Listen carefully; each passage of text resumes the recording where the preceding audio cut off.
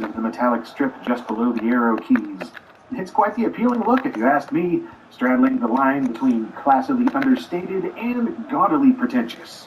Perhaps not as wild as you'd imagine when you hear the words Lamborghini laptop, as the later VX7 model looks far sillier in a fitting way, but the VX2S, I don't know, it's not bad. Also included was this stylish leather carrying case, something the previous owner of my machine kept for themselves, I suppose. Irksome.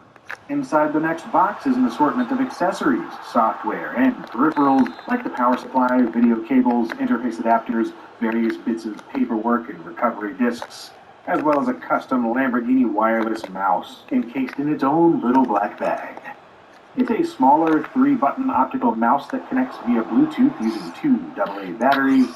The mouse buttons are fine with a nice click to them, but the wheel feels weird, lacking a tactile click, and just kind of mushing down with a disconcertingly smooth scroller. But at least it has a nifty metal...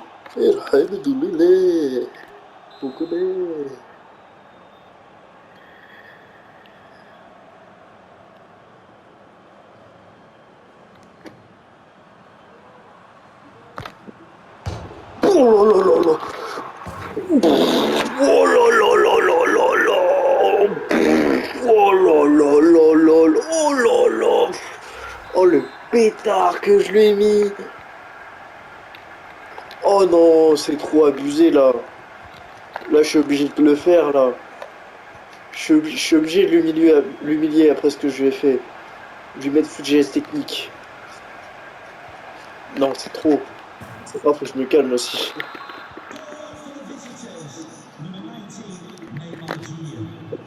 Ouf. Oh le pétard que j'ai mis.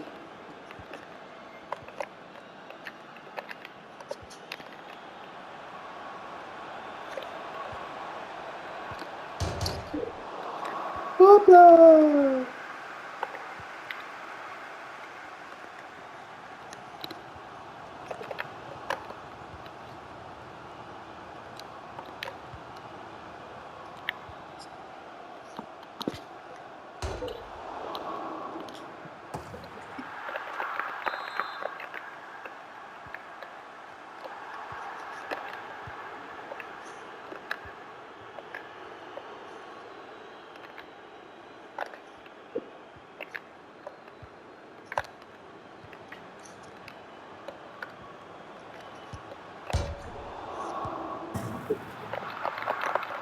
J'ai vu pas jouer.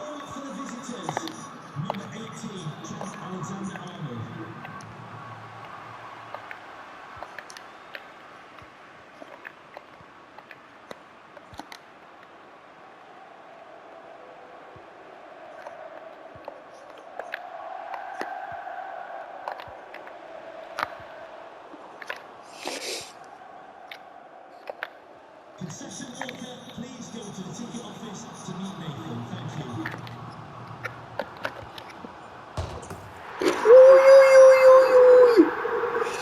Oui, Félix. Non mais c'est une dinguerie. Oh là là là là. Faut arrêter là.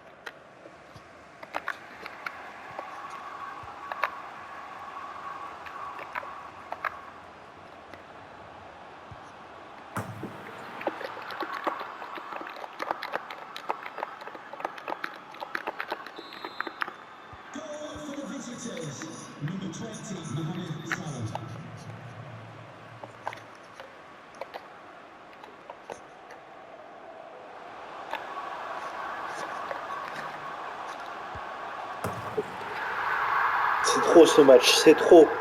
C'est trop ce match. C'est... Je sais plus quoi dire. Là, le match, il est d'une intensité.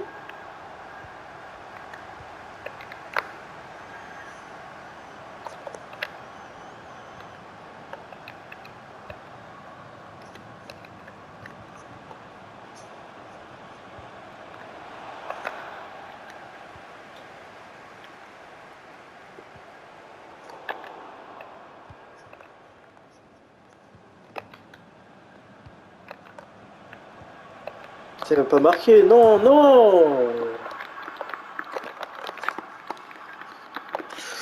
C'est être comme Mbappé, t'as pas Mbappé, gros, t'as pas Mbappé, arrête.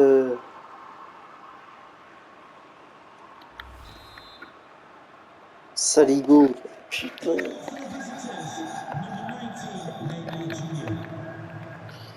Oh, mais Trent en MC en plus, mais c'est vraiment rare.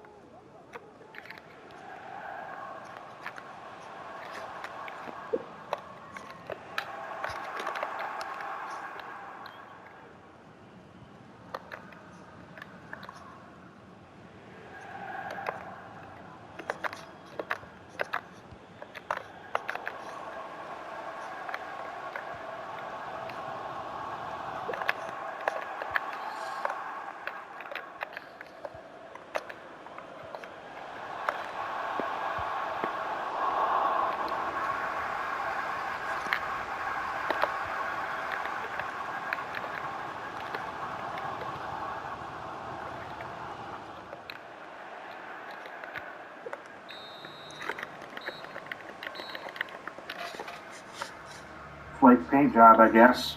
Next up is the VX Power Station, included as part of the Ultimate Package. It's your standard docking station / port replicator done up with a bit of automotive flair. It adds a pile of useful ports, including more audio and USB, full-sized serial and parallel DVI video out, a PS2 port, Ethernet, and so on. It also makes the machine look even more over the top with those metal wings jutting out from either side of the station. However it's hooked up, though, this doozy of a desktop replacement is packed with darn near every desirable option for 2007. Starting with a Motorola SM56 modem next to the power connector, FireWire and USB 2.0 ports left of the main exhaust fan, microphone in and headphones, bit of digital audio out jacks, an eSATA connection that doubles as another USB port, an 8-in-1 card reader with an SD card blank insert, and an express card interface, the short-lived replacement for PC Card or PCMCIA, accepting handy little expansion boards. Not much along the front and back, with an IR blaster on front for infrared applications and only a Kensington lock around the rear. Most of this area is taken up by the battery, a 4,800 milliamp hour field capable of around 2.5 hours of life, give or take half an hour depending on how much time you're wasting on new grounds. The left side is more exciting, featuring an RJ45 jack for 1 gig Ethernet, S-video output, 15-pin VGA, 2 more USB 2.0 ports, HDMI out, and an optical drive PC Mag would be proud of, a Toshiba HD DVD drive. And this was included as part of the uber-expensive Ultimate Package, also functioning as your standard LightScribe DVD burner. But yeah, I never realized laptops even had HD DVD as an option, much less owned one till now. In fact, this is my first time experiencing the format since I simply ignored the Blu-ray HD DVD format war and waited till someone lost before choosing a side back then. The drive is also hot swappable, allowing use of different optical drives, hard drives, or even a second battery. And then with the laptop unfolded, we come to that 15.4-inch 16:10 display. It's rather glossy for my taste, but the colors look lovely and black levels are solid. And it even came with a zero bright dot guarantee from the manufacturer. Basically, your screen shouldn't have any white or black pixels stuck on the screen, and if you did, they'd replace it, barring a few exceptions. Then up above the LCD is this 1.3 megapixel webcam with 240-degree swiveling action, allowing you to tilt up, down, or even all the way around to the back. There's also a little microphone right beside the webcam, as you would expect, which is what you're listening to now. And yeah, this is the quality 640 by 480. It's some absurd frame rate. And we've also got built-in filters. So if we want the sepia filter, we've got that. We've got the Sin City filter, negative, naked person filter, and there's also frames. Oh my goodness. Happy Halloween. Hearts and things. Yeah. This is very 2007 and it's adorable. Then right below is the 86-key keyboard, flanked by speakers left and right, with a pretty standard layout and set of key switches. Nothing to write home about. It's a typical laptop keyboard of its day, with decent key travel and relatively light actuation. The top row of shortcut keys are useful, with power on the right, buttons for activating things like the Bluetooth 2.0 transceiver and Draft 802.11n Wi-Fi, disabling the trackpad, opening media players, switching performance modes, and display profiles, with those last two optimizing power consumption and adjusting LCD color temperature and contrast, respectively. Fun. What's not fun at all are the trackpad buttons, which have a decent click, but only allow you to press them if you tap the correct side of the button, which, for whatever reason, is the opposite side that I naturally want to use. However, that bit in the middle, yeah, that's a fingerprint reader for biometric logins. A nice touch, for 2007 especially, so you can finger your Lamborghini instead of entering a password anytime you take it for a spin. Another nice addition is found underneath, with this cute little fan grille replicating an alloy wheel from Lamborghini, although it's for the base model Gallardo, not the Superleggera that the VX2 launched alongside. But hey, they tried. And, well, it's not really a fan grille either. It's more of a fan cover. The opening is blocked underneath, where it plops down on top of the CPU fan, and the exhaust goes out the side. And yeah, under there lies the 2.2 gigahertz Intel Core 2 Duo T7500, with its ultimate package actually packing an upgraded 2.4 gigahertz T7700. Then down below that is this, an NGIV G1000 GPU board, that's a mouthful, packing an NVIDIA GeForce 8600M GT graphics card. Yeah, I don't actually know what upgrade options may be available, but this is just neat. I haven't had this on very many laptops. The 8600 here does share memory with the system though, having either 512 megs or 1 gig. How much depends on the total RAM installed, with 2 gigabytes of 667 megahertz DDR2 RAM on the base model, and a maximum of 4 gigs supported, as came installed in the ultimate package here. Finally, there's the 200 gig 7200 RPM hard drive, or there would be if it was still installed. This was pilfered by the previous owner, along with that awesome leather case I'm definitely not bitter about. So I replaced it with a cheap 240 gig drive and reinstalled everything factory fresh. Super easy thanks to recovery disks that don't rely on hard disk restore partitions, thank goodness. And with that, the Lambo is ready to lay down some rubber and hit the road at full speed with Windows Vista.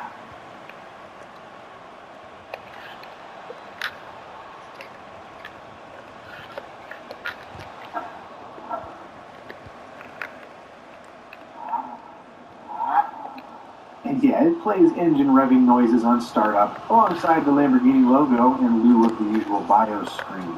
Delightfully charming, to a point anyway, as it then carries on loading Windows Vista Ultimate Edition. Although it's only 32 bits, oddly enough, dismissing the fact that its T7700 CPU happily supports 64-bit operating systems. And yeah, nothing too special here in terms of presentation, no supercar startup noises or bespoke Lamborghini Windows theme, just a small handful of VX2-related wallpapers, and that's about it. Missed opportunities. Asus did include plenty of bloat though, yay. Many of the programs are pure annoyance, like antivirus trials and slow loading up and crap, but there are a number of decently useful applications too. Asus Splendid Video is an interface for switching display profiles, doing the same as pressing the related button on the keyboard. Instant Fun is your standard multimedia front end with shortcuts to common Rien à programs, foutre. similar to Microsoft's Windows Media Center. LifeFrame is the app for controlling